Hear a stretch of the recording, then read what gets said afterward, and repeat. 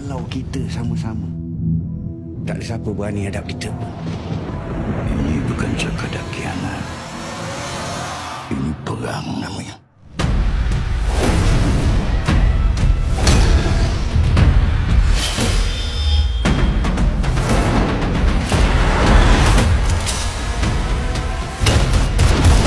Pengkhianat ni!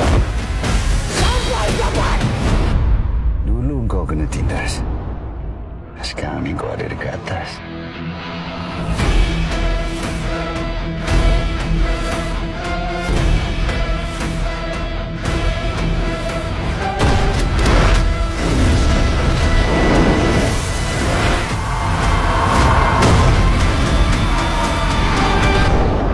Dia abang aku, Ras. Habis suruh aku apa?